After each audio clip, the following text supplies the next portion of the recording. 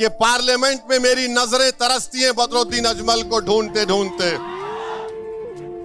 एक दिन मैं और बदरुद्दीन अजमल साहब इस जमीन की ग़िज़ा बन जाएंगे, मगर जब हम जाएंगे इस दुनिया से तो कोई ये नहीं कहना कि काश कोई आकर हमको हिलाकर बता देता, कोई हमको जगा देता, कोई हमको हिम्मत दिला देता कि ये वक्त उठने का है, आपको अपने इस कौम के इस कायद के साथ खड़े रहने का वक्त है जिसने अपनी जिंदगी आपके लिए वक्फ कर दी है। मोहतरम दोस्तों, आज बात करते हैं हजरत मौलाना बदरुद्दीन अजमल के बारे में।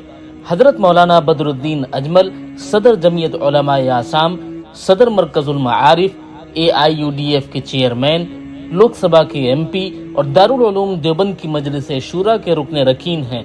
हजरत मौलाना बदरुद्दीन अजमल की पैदाइश सन 1955 में हिंदुस्तान के सूबा आसाम के 9 गाँव में हुई।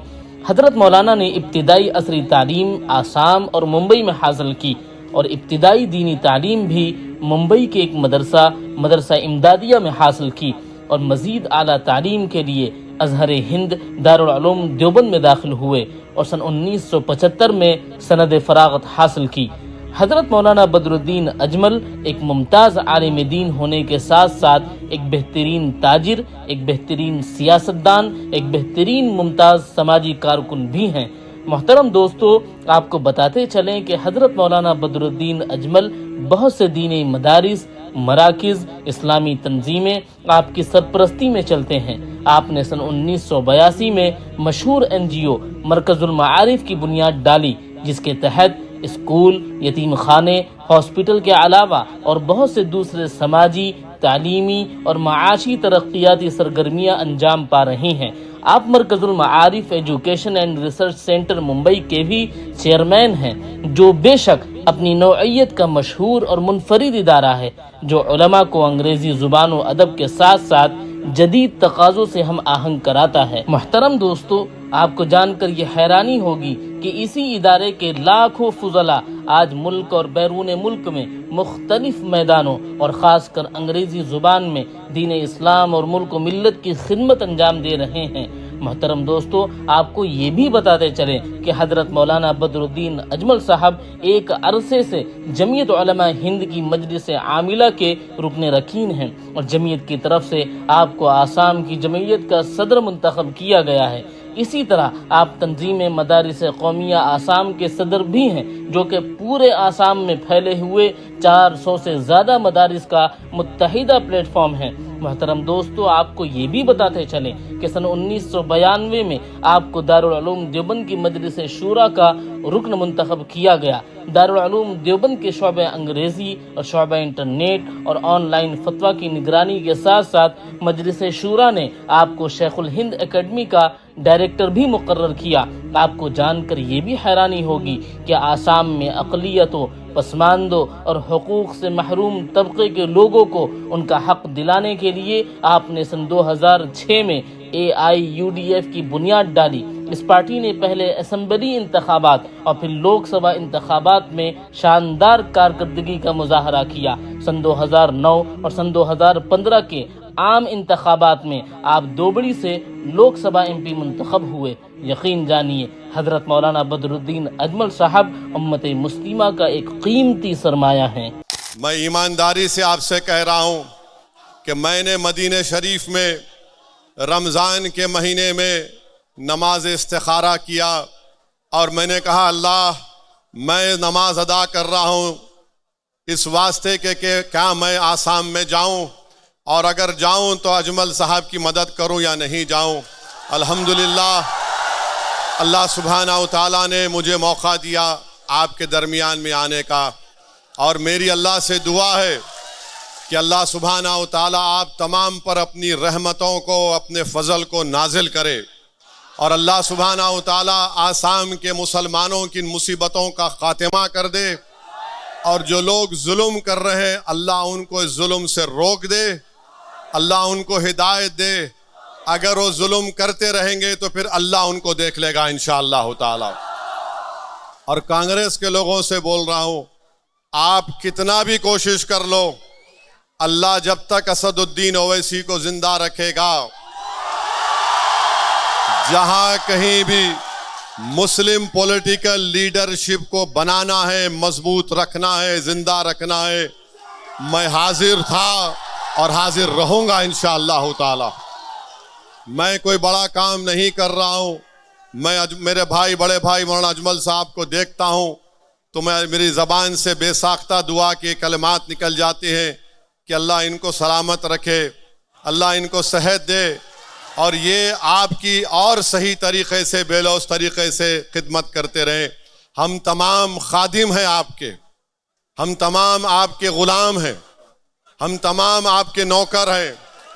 आपकी वजह से हम यहाँ पर खड़े हैं। इसमें अल्लाह का करम है, सदका है नबी करीम सल्लल्लाहु अलैहि वसल्लम का, अहले दिल की दुआएं हैं। असदुद्दीन ओवैसी कोई बड़ा आदमी नहीं है, असदुद्दीन ओवैसी आपकी तरह आम आदमी है। अल्लाह ने हमको मौका दिया है और हम आपकी खिदमत करने को आए हैं। जब मैं यहाँ पर आया हूँ तो आपसे एक दरख्वास्त करने आया हूँ, बल्कि मैं पूरे भारत के अक़लियतों की तरफ से, जो इंसाफ पसंद है उनकी तरफ से, अपनी तरफ से आप तमाम से भीख मांगने को आया हूँ कि मेरे भाई इस बार पूरे बदरुद्दीन अजमल साहब के कैंडिडेट्स को कामयाब कर दो। याद रखो, याद रखो, पूरा भारत आपकी तरफ निगाहें उठाकर देख रहा है। हैदराबाद के लोग आपकी तरफ देख रहे हैं, महाराष्ट्र, मालेगांव, मुंबई के लोग, औरंगाबाद के लोग आपकी तरफ देख रहे हैं, उत्तर प्रदेश के लोग, बिहार के लोग आपकी तरफ देख रहे हैं और ये देख रहे हैं और ये आपसे कह रहे हैं कि अब की बार तुम इंतशार का शिकार मत होना। अब की बार तुम ना मोदी से ना हेमंत बिस्वा शर्मा से डर कर बैठ जाना। वो पुकार पुकार कर तुमसे कह रहे हैं कि असदुद्दीन ओवैसी जाओ, जाकर आसाम के उन गयूर लोगों को बोल दो कि जिनके घरों से बेघर कर दिया गया, अगर हम तुम्हारे साथ खड़े नहीं हैं मगर हम रातों में उठकर तुम्हारे लिए दुआ कर रहे हैं। मुझसे कह दिया कि असदुद्दीन ओवैसी जाओ, जाके आसाम के अपने मियाँ लोगों से कह दो कि कांग्रेस की मक्कार साजिश का शिकार मत हो। जो मेहनत से आपने अपनी लीडरशिप को तैयार किया है उसको मजबूत करो, उसको मुस्तहकम करो, उसको कामयाब करो। याद रखो, एक दिन मैं और बदरुद्दीन अजमल साहब इस जमीन की ग़िज़ा बन जाएंगे। ये हकीकत है जिंदगी की। मगर जब हम जाएंगे इस दुनिया से तो कोई ये नहीं कहना कि काश कोई आकर हमको हिलाकर बता देता, कोई हमको जगा देता, कोई हमको हिम्मत दिला देता कि ये वक्त उठने का है, ये वक्त उठने का है, ये वक्त बैठने का नहीं है, ये वक्त लड़ने का है, ये वक्त सीना तान कर अपने हक को मनवाने का है। तुम याद रखो, तुम उस रसूल रहमत की उम्मत हो, तुम उनकी उम्मत हो, तुम किसी से नहीं डरते सिवाय अल्लाह के। हम मरेंगे इंशाअल्लाह ताला, मगर हमारी मौत लाखों को हयात देकर देगी इंशाअल्लाह ताला। तो मेरे अजीज दोस्तों और बुजुर्गों, 9 तारीख के दिन आपको अपना एक एक वोट ताला चाबी पर बटन दबा कर देना है। ये मैं सिर्फ इस विधानसभा की आवाम से अपील नहीं कर रहा हूं, बल्कि आसाम के तमाम इंसाफ पसंद हिंदू भाइयों से भी अपील कर रहा हूं। मैं आसाम के तमाम इंसाफ पसंद हमारे ट्राइबल भाइयों से, बहनों से अपील कर रहा हूं। मैं उन तमाम से अपील कर रहा हूं जो भारत के संविधान को अजीज रखते हैं। मैं उन तमाम मियाँ लोगों से अपील कर रहा हूं, ये वक्त उठने का है मेरे भाई। ये वक्त इंतशार का शिकार नहीं होना है। आपको अपने इस कौम के इस कायद के साथ खड़े रहने का वक्त है जिसने अपनी जिंदगी आपके लिए वक्फ कर दी है। आज आपको इनको कामयाब करना है। आप अंदाजा नहीं लगा सकते कि पार्लियामेंट में मेरी नजरें तरसती हैं बदरुद्दीन अजमल को ढूंढते ढूंढते। जब जालिम नरेंद्र मोदी की हुकूमत ने हमारी मस्जिद, दरगाह और खानकाहों को छीनने का कानून बना रहे थे, तो मेरा दिल पुकार पुकार कर मुझसे कह रहा था कि काश अगर मौलाना बदरुद्दीन अजमल मेरे बाजू होते तो ये काला कानून नहीं बन सकता था। मैं आपको जज्बात में लाने के लिए नहीं कह रहा हूं, अल्लाह जानता है। मैं पार्लियामेंट में बैठे बैठे ये महसूस कर रहा था कि काश आसाम के मुसलमान अजमल साहब को कामयाब कर देते, बिहार के लोग हमारे अख्तरुल ईमान को और महाराष्ट्र के लोग मेरे छोटे भाई सैयद इम्तियाज जलील को कामयाब कर देते, तो हम उस काले कानून को रोक सकते थे। मगर खैर, अल्लाह के फैसले अल्लाह जानता है। अब आपको ये दिखाना है कि आप अपना एक एक वोट ताला चाबी पर लगाएंगे। 51 बरस 200 दिन कांग्रेस को सत्ता मिली आसाम में। क्या मिला मियां लोगों को? मियां लोगों को मिला डिटेंशन मिला, मियां लोगों को फॉरेनर्स ट्राइब्यूनल मिला, मियां लोगों को वो तमाम बीटीडीए के वो तमाम मामलात मिले जिसमें हम बेघर हो गए। 51 बरस में वही कानून लैंड ग्रैबिंग का बनाया गया था। कौन था मंत्री? रकीबुल मंत्री थे। उस कानून का इस्तेमाल करके आज ये हेमंत बिस्वा शर्मा जो वक्त का फिरौन बना हुआ है, अल्लाह उसको देख लेगा इंशाअल्लाह ताला। तो कांग्रेस, बीजेपी, मोदी, हेमंत बिस्वा शर्मा, गोगोई ये कभी नहीं चाहेंगे कि तुम्हारी एक आजाद सियासी लीडरशिप पैदा हो जाए। आपको याद दिला रहा हूं, बरसों पहले एक सियासी पार्टी बनी थी, कांग्रेस ने उसको खत्म कर दिया। मुझे बदनाम करते हैं, ये बी टीम है, ये फुला टीम है। सुनो कांग्रेस के दल्लालों, तुम जितनी गाली दे सकते हो मुझे दे दो। मैं तुम्हारी गालियों से और झूठ से मुतासिर होकर घर में बैठने वाले का नाम असदुद्दीन ओवैसी और बदरुद्दीन अजमल नहीं है। तुम जितना बोलोगे हम उतनी ज्यादा मेहनत करेंगे। और सुन लो हेमंत बिस्वा शर्मा, बीजेपी आरएसएस वालों, तुम मारना चाहते ना हमारे को, तुम हमारी कमर तोड़ना चाहते ना।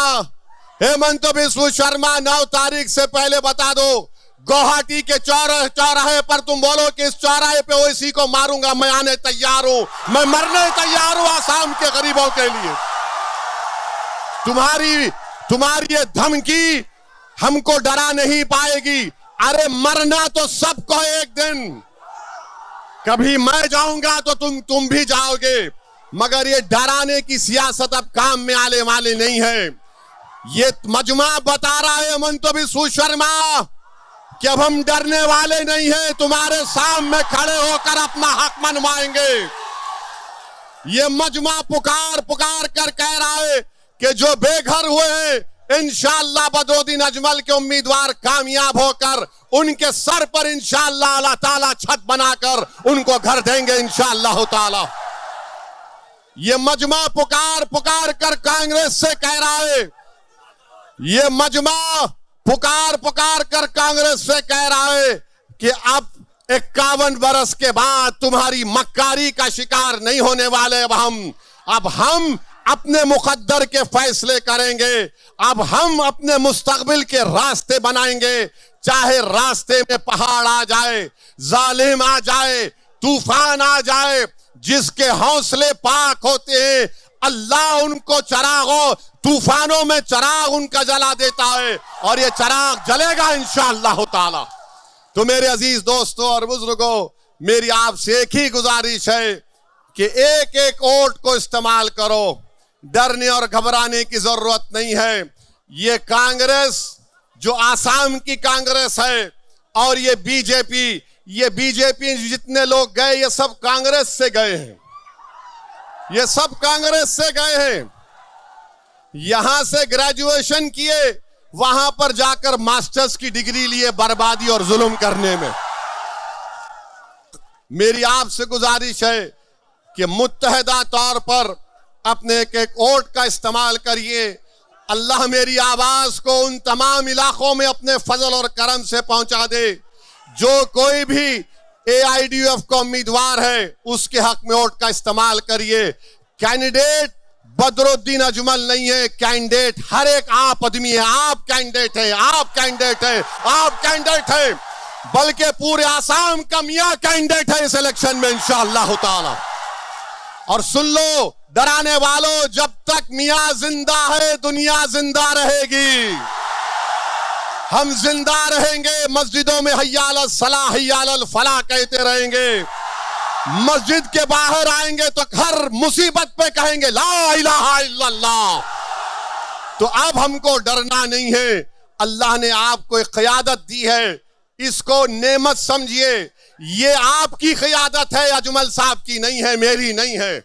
इसको आपने अपने खून पसीनों से आंसुओं से बनाया है।